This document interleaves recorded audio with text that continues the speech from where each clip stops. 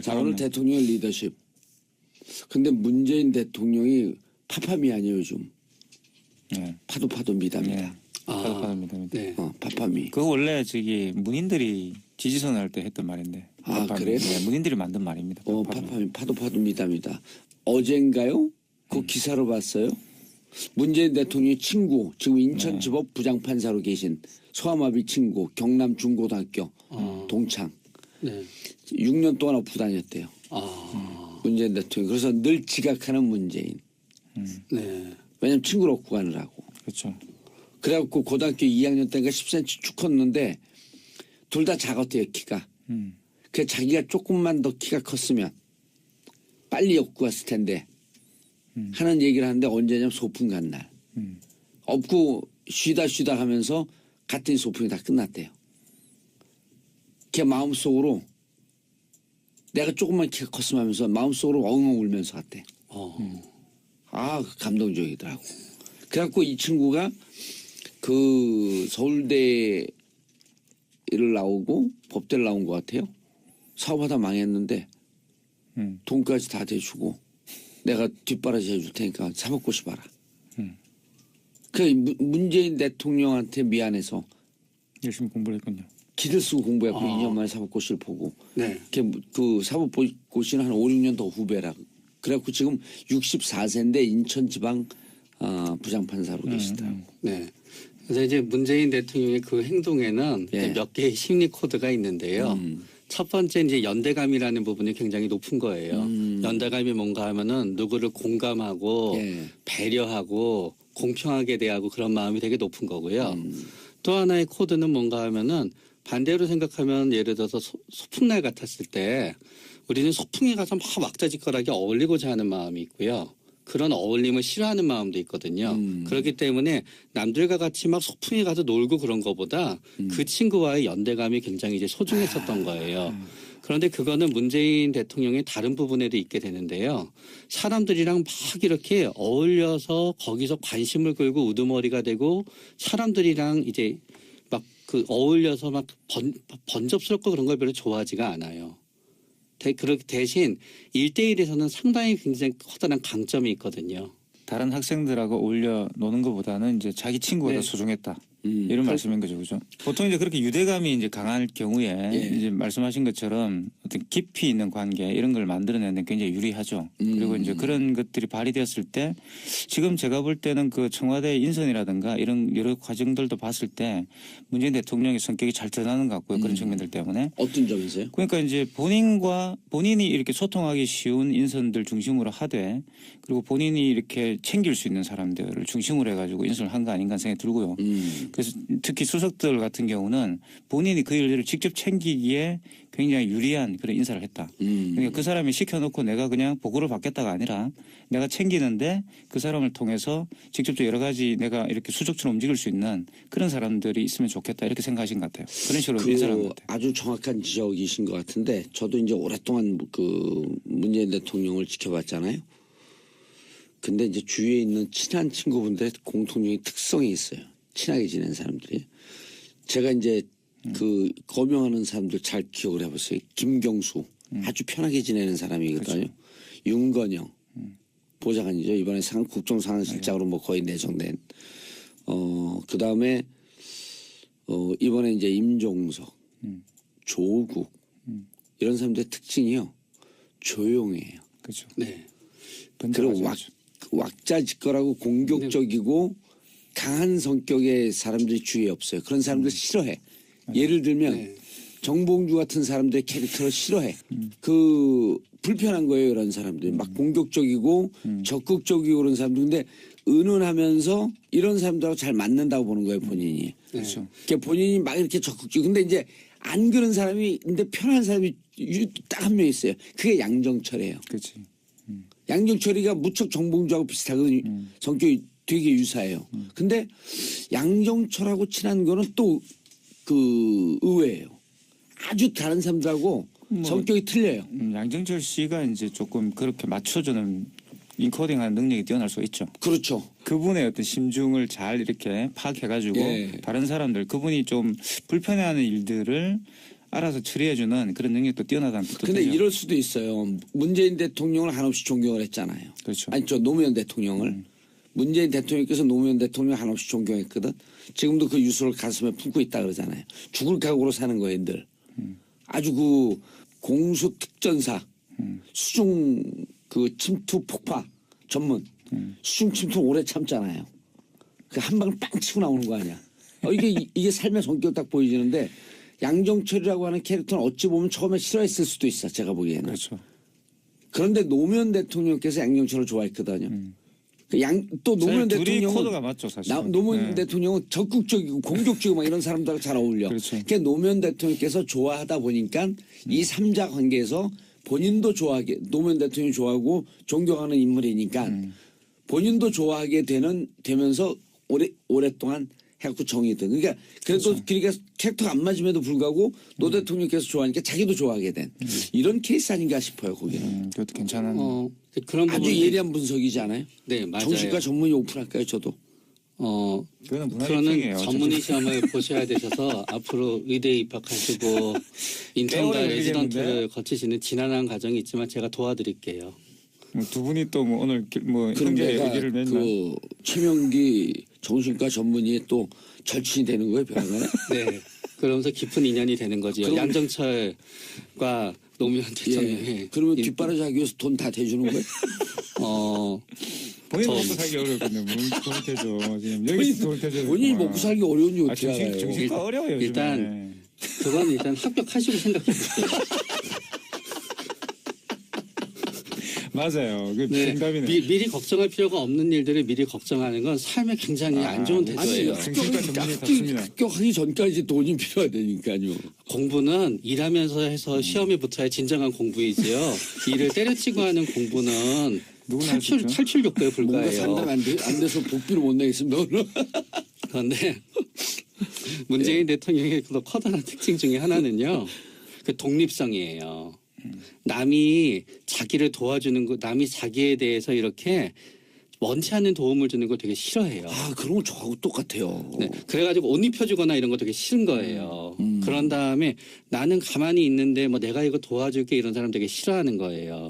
그렇기 때문에 모든 그러나 본인은 누굴 도와기를 좋아하고 네, 도와주길. 그리고 누군가를 도와주길 좋아하지만 그것도 내가 보기에 저 사람은 도움이 필요해 하는 사람을 도와주는 거지 도와달라고 협박하는 사람에 대해서는 굉장히 강하게 나와요 또. 그러니까 힘들다고 얘기하고 힘든 모습을 보여서 처음에 일정한 거리감을 갖고 지켜봤을 때 자발적 의사로 저 사람은 내 도움이 필요해 하면 도와주는 건데 예. 누가 와서 아무리 협박을 하더라도 또 그 사람한테는 오히려 또 안 도와줘요.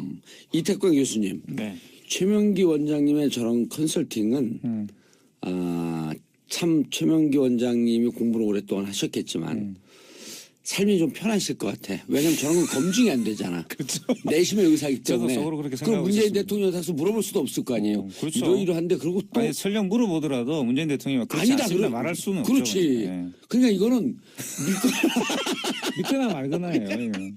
정신과 전문의의 역할이 아주 뭐 과학적으로 심리를 분석하는 것도 있지만 위안을 제공하는 것도 있어요. 이태광 교수님 돈 좋아하죠 돈. 저는 별 돈은 안 좋아합니다. 근데 왜 슬그머니? 아직 그 네. 애교머니나 네. 다시 대통령 얘기로 돌아오면은 저희가 바로 그 문재인 대통령의 어떤 연대감과 예. 어떤 상황에서도 초연해 보이는 약간의 거리감과 독립심이 국민들한테는 위안을 줄 수 있는 정서적 힘으로 다가오는 거지요. 예. 아까 정신과 의사가의 가장 커다란 역할이 위안이라고 했듯이 예. 그러니까 그 위안이 20대, 30대, 40대한테 골고루 다 맥혔던 거예요.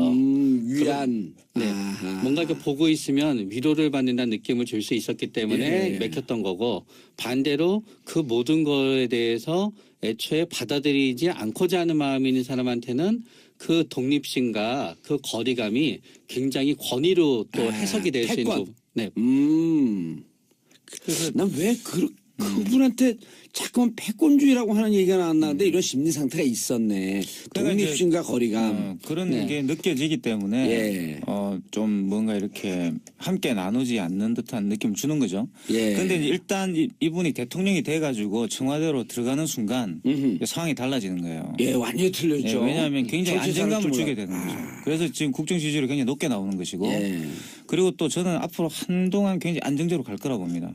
수석들이 굉장히 수족처럼 움직이는 이 문재인 대통령 혼자가 아니거든요. 지금 움직이고 예. 있는 상황들이. 그래서 굉장히 한동안 안정감을 갖지 않을까.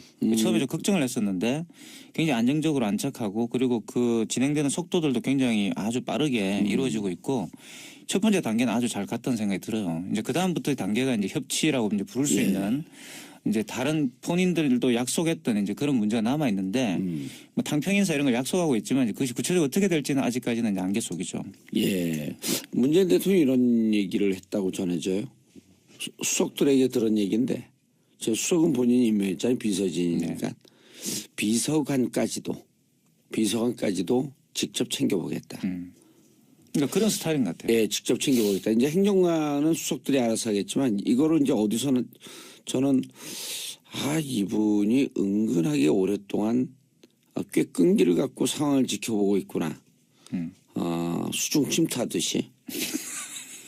계속 수중침투요. 그거 중요한 거예요. 왜냐하면 2분, 3분 동안 숨을 참는다는 건 죽음의 고통이거든요. 그렇죠. 그걸 이미 느껴봤기 때문에 어떤 비판에도 흔들리지 않았던 거예요.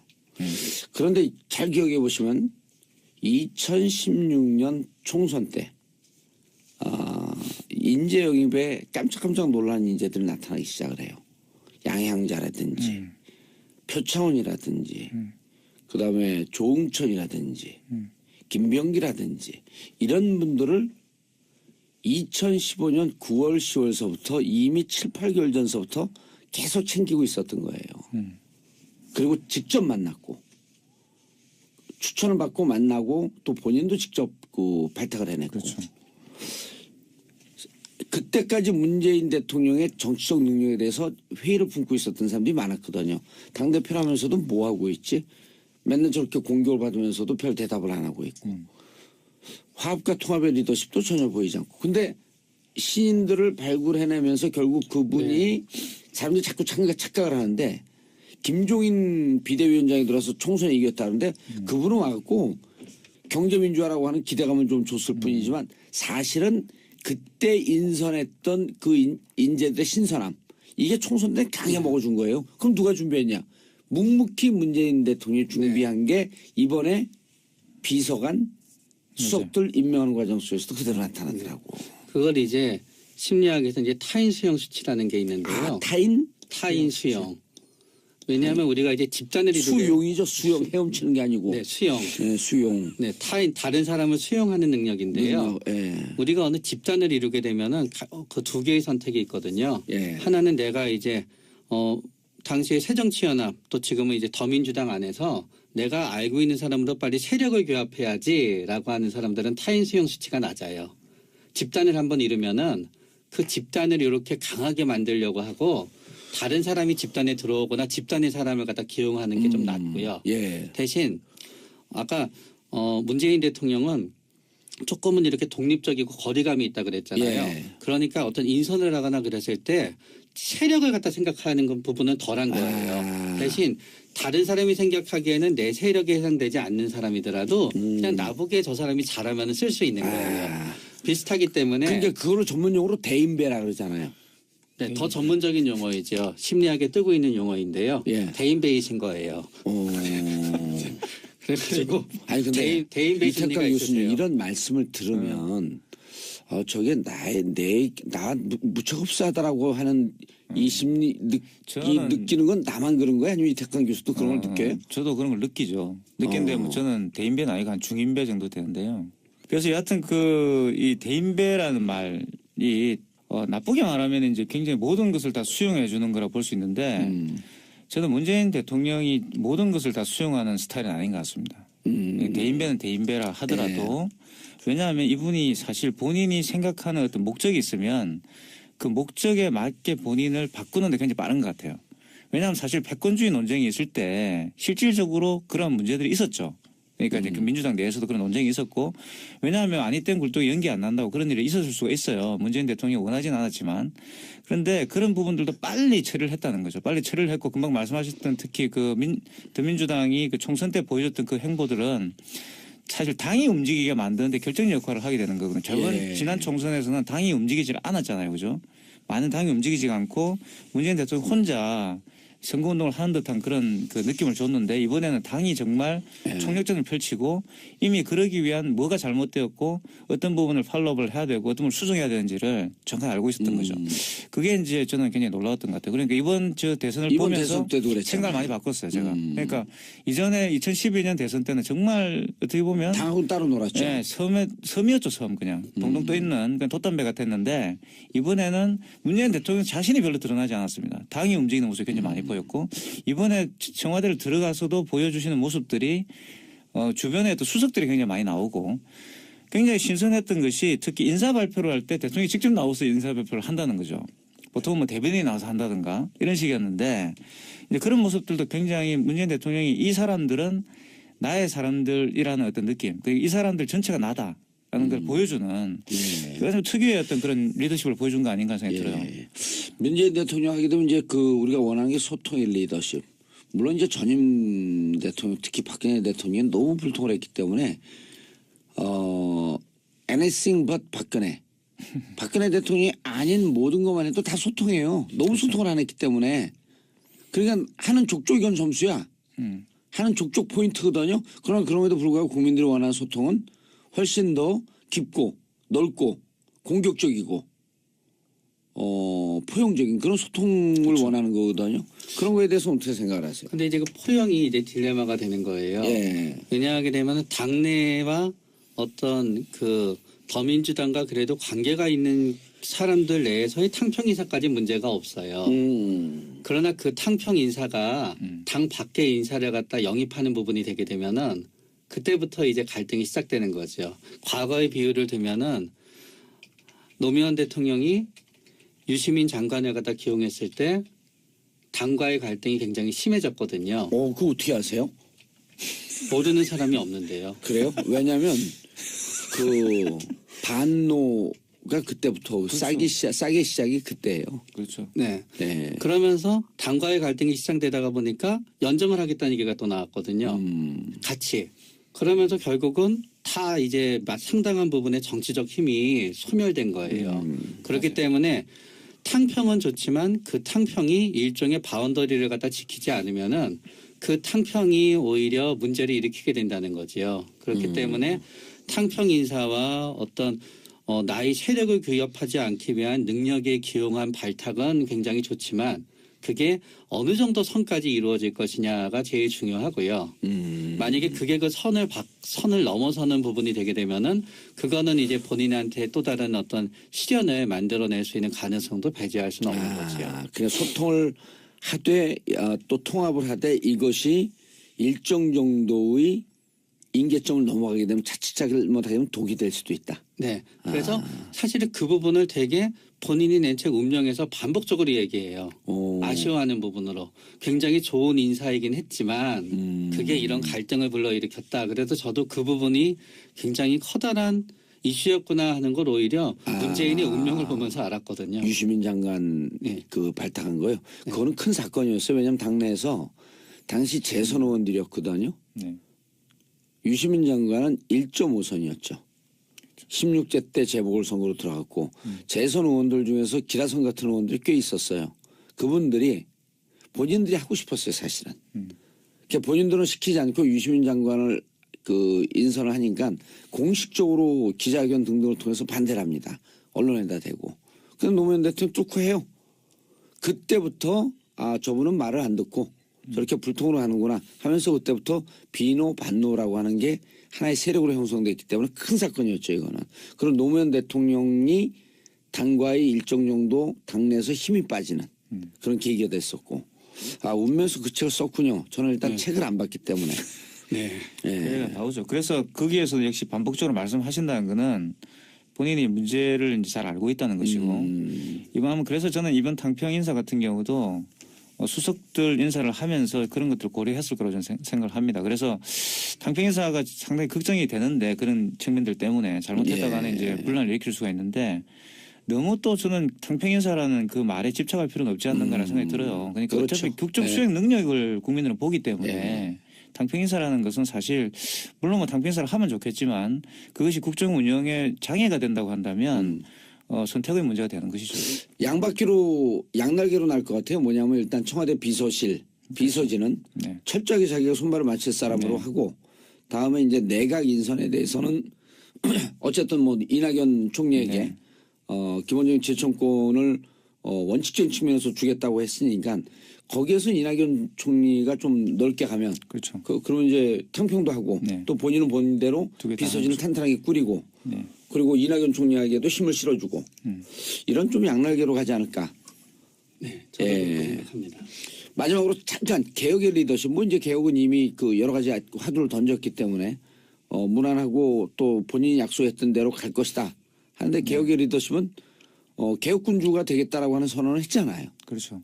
그래서 저는 조국 그 민정수석을 임명했을 때 많은 분들이 의아해했는데 저는 그걸 보면서 아 이분이 검찰개혁을 직접 챙기시겠구나 이런 생각이 들었어요. 그러니까 조국 교수를 임명을 했다는 것은 사실 실질적으로 그 모든 그 검찰개혁과 관련된 것들을 본인이 직접 챙기겠다는 뜻이죠. 본인이 가장 그리고 대한민국 학자, 검찰, 법조계 변호사 중에서 검찰 개혁에 대한 논문을 실증적인 논문을 가장 많이 쓴 분이 조국 교수. 그렇습니다. 그러니까 뭐 조국 교수가 이제 사시 출신이 아니고 뭐 이런 말들이 있는데 저는 그런 것들은 좀 무의미하다 보여요. 대통령이 직접 챙길 거기 때문에 그러기 위해서 조국 교수를 민정수석을 임명했다는 생각이 들고 그리고 이 개혁과 관련된 이야기들은 사실 미국 언론에도 많이 나오고 있는데 사실 조금 화제가 됐죠. 그 타임지의 그 표지에 등장했던 그 더 니고시에이트라는 그 표지가 사실 저는 그걸 보면서 미국이 굉장히 이제 좀 두려워하고 있구나 이런 생각이 들었어요. 두려워하고 있구나. 뭐 그걸 이제 뭐 이 협상가를 인정해줬다 이렇게 말씀하시는 분도 계시던데. 미국이 그렇게 보고 있다는 거 아니에요? 사실 타임은 우리가 이 시간에 얘기했나요? 네,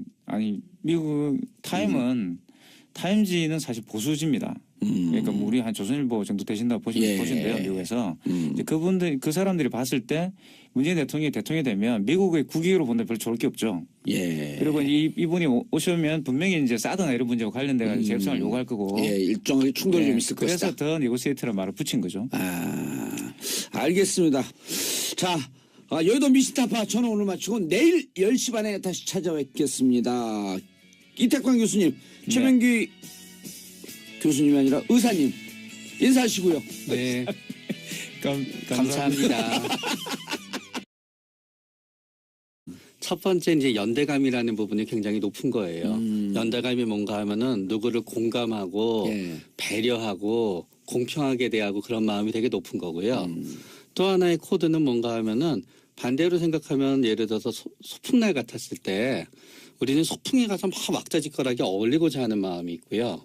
그런 어울림을 싫어하는 마음도 있거든요. 그렇기 때문에 남들과 같이 막 소풍에 가서 놀고 그런 것보다 그 친구와의 연대감이 굉장히 이제 소중했었던 거예요. 그런데 그거는 문재인 대통령의 다른 부분에도 있게 되는데요. 사람들이랑 막 이렇게 어울려서 거기서 관심을 끌고 우두머리가 되고 사람들이랑 이제 막 그 어울려서 막 번잡스럽고 그런 걸 별로 좋아하지가 않아요.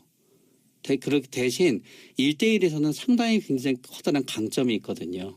다른 학생들하고 어울려 노는 것보다는 이제 자기 친구가 더 소중했다. 이런 말씀인 거죠, 그죠? 보통 이제 그렇게 유대감이 이제 강할 경우에 이제 말씀하신 것처럼 어떤 깊이 있는 관계 이런 걸 만들어내는 데 굉장히 유리하죠. 그리고 이제 그런 것들이 발휘되었을 때 지금 제가 볼 때는 그 청와대 인선이라든가 이런 여러 과정들도 봤을 때 문재인 대통령의 성격이 잘 드러나는 것 같고요. 그런 측면들 때문에. 어떤 점이세요? 그러니까 이제 본인이 이렇게 소통하기 쉬운 인선들 중심으로 하되 그리고 본인이 이렇게 챙길 수 있는 사람들을 중심으로 해가지고 인선을 한 거 아닌가 생각이 들고요.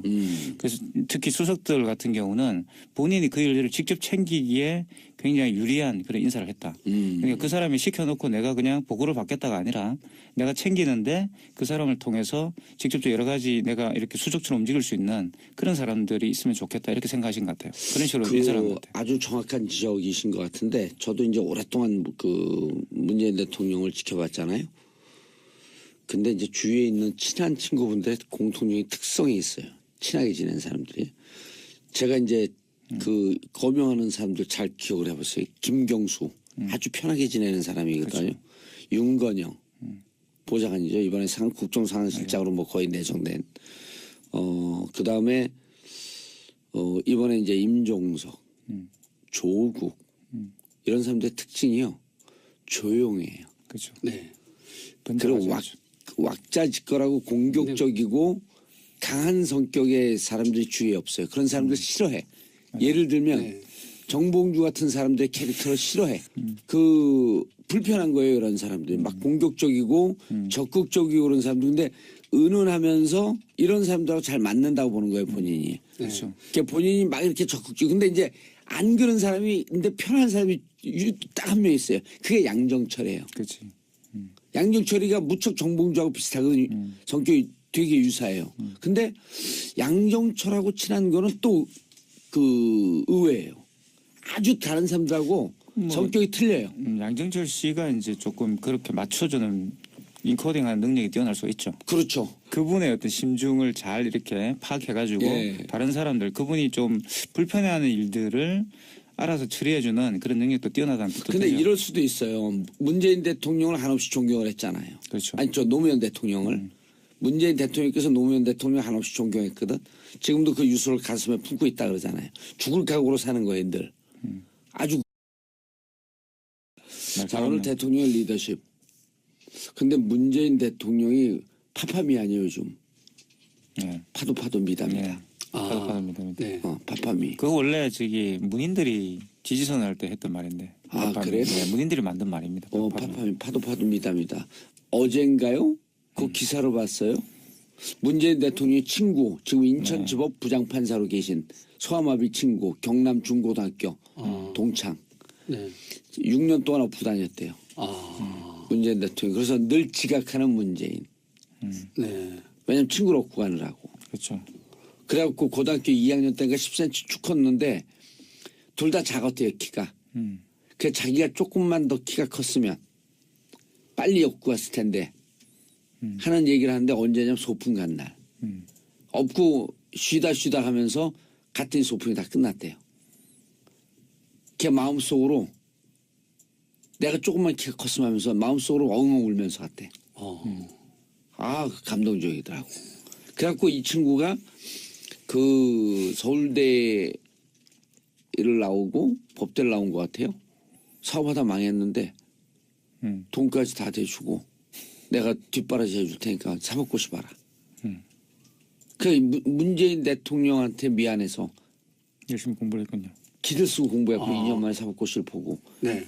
그 사법고시는 한 5, 6년 더 후배라. 그래갖고 지금 64세인데 인천지방 부장판사로 계시더라고. 네. 그래서 이제 문재인 대통령의 그 행동에는 예. 몇 개의 심리 코드가 있는데요. 그 공수특전사 수중 그 침투 폭파 전문 수중 침투 오래 참잖아요. 그 한 방을 빵 치고 나오는 거 아니야. 이게 삶의 성격 딱 보여지는데 양정철이라고 하는 캐릭터는 어찌 보면 처음에 싫어했을 수도 있어. 제가 보기에는. 그렇죠. 그런데 노무현 대통령께서 양정철을 좋아했거든요. 또 노무현 둘이 대통령은 코드가 맞죠, 사실. 노무현 대통령은 적극적이고 공격적이고 막 이런 사람들하고 잘 어울려. 그렇죠. 그러니까 노무현 대통령께서 좋아하다 보니까 이 3자 관계에서 본인도 좋아하게 노무현 대통령이 좋아하고 존경하는 인물이니까 본인도 좋아하게 되면서 오랫동안 해갖고 정이 든. 그러니까 그래도 그러니까 캐릭터가 안 맞음에도 불구하고 노 대통령께서 좋아하니까 자기도 좋아하게 된 이런 케이스 아닌가 싶어요. 거기는 그것도 괜찮은. 그런 아주 부분이- 예리한 분석이지 않아요? 네, 맞아요. 정신과 전문의 오픈할까요, 저도?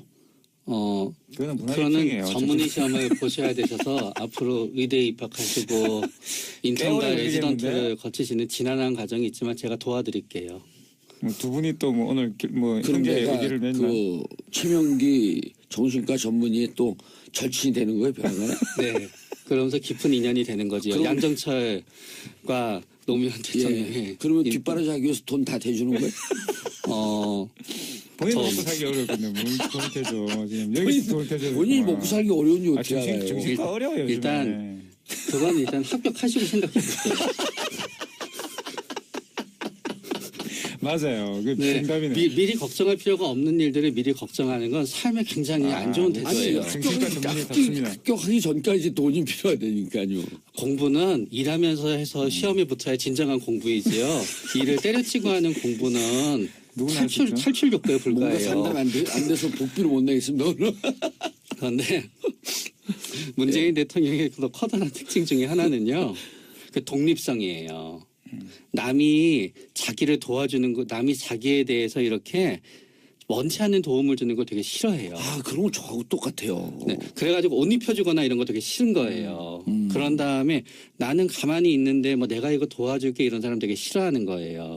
그렇기 때문에 모든 그러나 본인은 누굴 도와주길 좋아하고 네, 도와주길. 그리고 누군가를 도와주길 좋아하지만 그것도 내가 보기에 저 사람은 도움이 필요해하는 사람을 도와주는 거지 도와달라고 협박하는 사람에 대해서는 굉장히 강하게 나와요 또. 그러니까 힘들다고 얘기하고 힘든 모습을 보여서 처음에 일정한 거리감을 갖고 지켜봤을 때 자발적 의사로 저 사람은 내 도움이 필요해 하면 도와주는 건데 예. 누가 와서 아무리 협박을 하더라도 또 그 사람한테는 오히려 또 안 도와줘요. 이태광 교수님, 네. 최명기 원장님의 저런 컨설팅은 참 최명기 원장님이 공부를 오랫동안 하셨겠지만 삶이 좀 편하실 것 같아. 왜냐면 저런 건 검증이 안 되잖아. 그렇죠. 내심의 의사이기 저도 때문에. 속으로 그렇게 그럼 생각하고 문재인 있었습니다. 대통령한테 가서 물어볼 수도 없을 거 아니에요. 그렇죠. 이러이러한데 그리고 또 아니 설령 물어보더라도 문재인 대통령이 그렇지 아니다 않습니다 그래 말할 수는 그렇지. 없죠. 예. 그러니까 이거는 믿거나 말거나예요. 이거는. 정신과 전문의의 역할이 아주 뭐 과학적으로 심리를 분석하는 것도 있지만 위안을 제공하는 것도 있거든요. 이태광 교수님 돈 좋아하죠 돈. 저는 별 돈은 안 좋아합니다. 근데 왜 슬그머니?